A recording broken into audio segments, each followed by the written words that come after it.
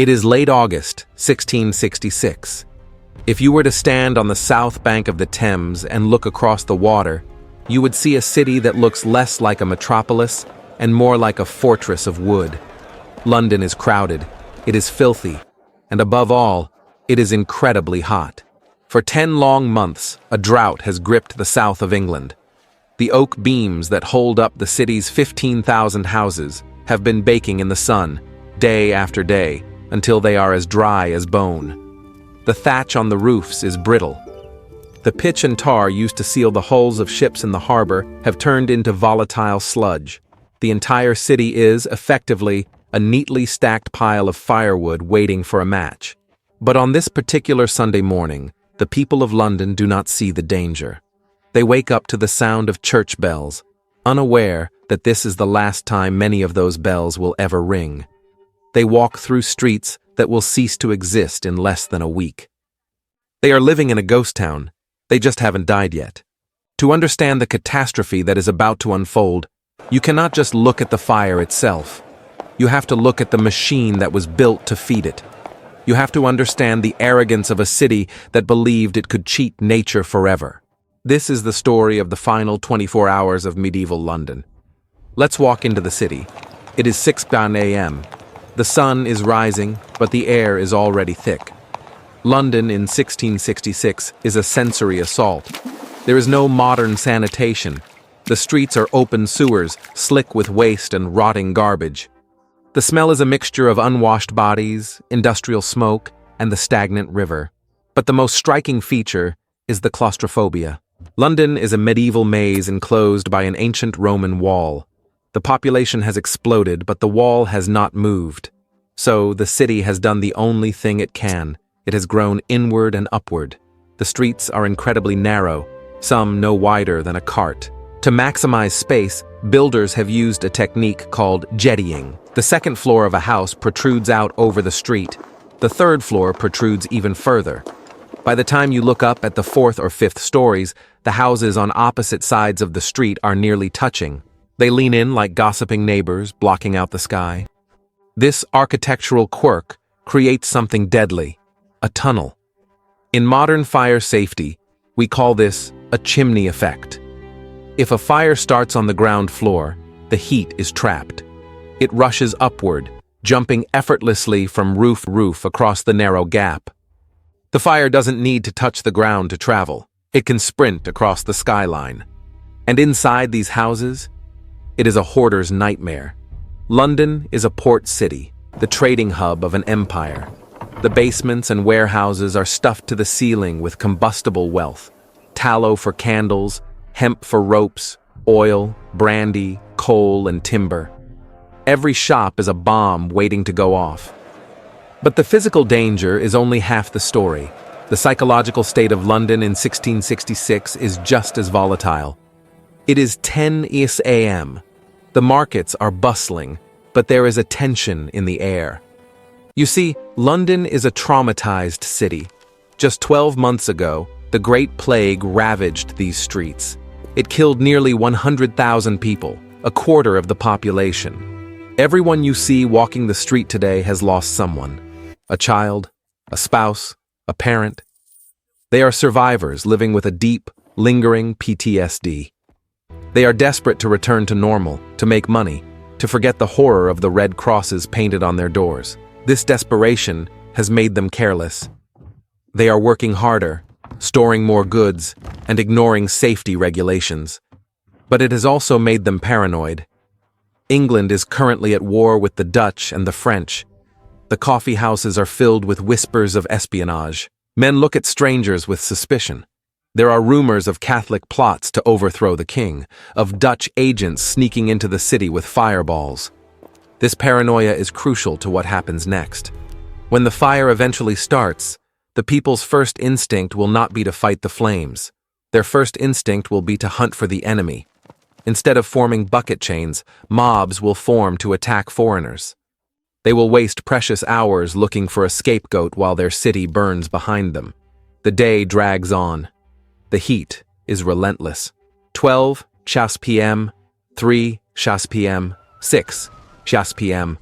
The sun beats down on the timber frames, drawing out every last drop of moisture. As evening falls, a strong wind begins to blow from the east. This is the final ingredient. A dry city, a spark-filled environment, and now a gale-force wind to act as a bellows. We move to Pudding Lane. It is a nondescript, narrow street near London Bridge. The smell here is distinct: yeast and flour. This is the home of Thomas Farriner, the king's baker. He supplies the bread for the Royal Navy. He is a man of status, a professional. It is 9 p.m. Farriner has finished his work for the day. The ovens have been roaring since before dawn. He rakes the glowing embers to the back of the oven, banking the fire for the night. It is a routine he has performed thousands of times. He stacks faggots, bundles of dry brushwood nearby, ready to restart the fire in the morning. He checks the bakery one last time. He blows out the candle. He walks upstairs to his apartment where his daughter Hannah is waiting. They go to bed. Downstairs, in the dark, silence reigns. But heat is energy, and energy does not simply disappear. Inside the brick oven, a single ember shifts. It rolls. It falls onto the bakery floor. It lands near the pile of dry brushwood. It doesn't explode. Not yet. It smolders. It breathes. It feeds on the oxygen rushing through the drafty wooden walls. For 3 hours, while the Farriner family sleeps, that tiny spark grows. It eats the brushwood. It tastes the floorboards. It climbs the leg of a table. 1 a.m. Sunday, September 2nd. Farriner's journeyman wakes up. He is choking. The air in the attic room is thick with acrid smoke. This isn't the smell of baking bread. It is the smell of burning pine and melting tar. He shouts. Thomas Farriner wakes up. He runs to the stairs, but he is forced back by a wall of heat. The ground floor is already an inferno. The stairs, their only exit, are gone. Panic sets in. There is no fire escape. There is no 911. There is only the window. The family climbs out onto the roof. In a moment of terrifying desperation, they leap across the gap to the neighbor's house. Thomas makes it. Hannah makes it. But their maid, she hesitates. She stands at the window, looking down at the cobblestones below, then back at the flames behind her. She is paralyzed by fear. She cannot jump. And so, in the window of a bakery on Pudding Lane, the first victim of the Great Fire dies. Her name is lost to history, but her death signals the beginning of the end. The fire bursts through the roof of the bakery, and this is where the wind takes over. Sparks are lifted into the night sky like a swarm of angry fireflies. They don't just land next door, they are carried 3-4 streets away. They land in the haylofts of the Star Inn. They land on the tar-covered roofs of the warehouses by the river. By 3 a.m., the fire has established a beachhead. The sky over London is glowing a dull, bruised orange. The neighbors are awake now. They are running into the streets in their nightshirts, carrying their most valuable possessions, musical instruments, heavy chests of clothes, even feather beds. The constables arrive. They see the danger instantly. To stop a fire in a city like this, water is useless. The only way to stop it is demolition. You have to create a fire break, destroying the houses in the fire's path to starve it of fuel. But to destroy a man's home requires authority. They send for the Lord Mayor, Sir Thomas Bloodworth. Bloodworth arrives, annoyed at being woken up. He looks at the fire. At this point, it is still relatively contained. A decisive leader would have ordered the demolition of the entire block immediately. But Bloodworth is not a decisive leader. He is a politician worried about lawsuits. He worries about who will pay for the destroyed homes. He looks at the burning bakery, waves his hand dismissively, and utters the words that will haunt his legacy forever. Pish. A woman might piss it out. He refuses to give the order for demolition. He goes back to bed. It is the single most catastrophic decision in the history of the city. While the mayor sleeps, the fire reaches the warehouses on the Thames. It hits the stores of oil, spirits, and coal. The flames turn from orange to white hot. The fire is no longer walking. It is running. Sunrise, Sunday. But there is no dawn. The smoke is so thick it blocks out the sun, turning the day into a twilight of choking gray ash. The fire has now created its own weather system.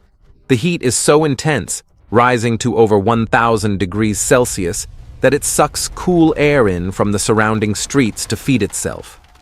This creates a vacuum, a gale-force wind blowing into the fire, which only fans the flames higher. It is a self-sustaining engine of destruction. The sound is deafening. Survivors described it not as a crackling, but as a deep, resonant roar, like 1,000 heavy thunderstorms. Added to this is the sound of explosions. The stones of St. Paul's Cathedral are exploding from the heat. Casks of brandy are detonating in cellars, sending plumes of blue flame shooting into the sky. The pigeons of London, refusing to leave their nests until the last moment, fall from the sky with scorched wings. The lead roof of the great cathedral melts. Witness accounts describe a river of molten lead flowing down the street, glowing silver, forcing people to run for their lives. Londoners are no longer fighting the fire, they are fleeing it. The River Thames is clogged with boats, rafts, and furniture. People are burying their gold in their gardens. Samuel Pepys, the famous diarist, runs into his garden to bury his most prized possession, a wheel of Parmesan cheese. It sounds absurd to us, but in the face of the apocalypse, people cling to what they know. For 4 days, the fire rages. It stops only when the wind finally dies down and the Duke of York orders the Navy to blow up entire neighborhoods with gunpowder to create gaps the fire cannot cross. When the smoke finally clears on Thursday, London is gone. 13,000 houses are ash. 87 churches have vanished. The Royal Exchange, the Customs House, the prisons, all gone. The medieval city, with its history, its filth, its wooden soul, has been wiped from the face of the earth. Remarkably, the recorded death toll is incredibly low, officially fewer than 10 people. But this is a lie of history. The heat was so intense that it cremated bodies completely, leaving nothing to count. The poor, the trapped, the elderly, they simply disappeared into the carbon of the city. The London we know today, the city of stone, of wide boulevards of brick, rose from these ashes. Sir Christopher Wren would rebuild St. Paul's. The city would ban thatched roofs. A modern metropolis was born from the disaster. But if you walk through the financial district of London today, close your eyes, ignore the traffic, and imagine the smell of wood smoke. Imagine the heat. Imagine the moment when a city of wood went to sleep and woke up in hell. Because it all started with a single ember in a bakery on a quiet Sunday night.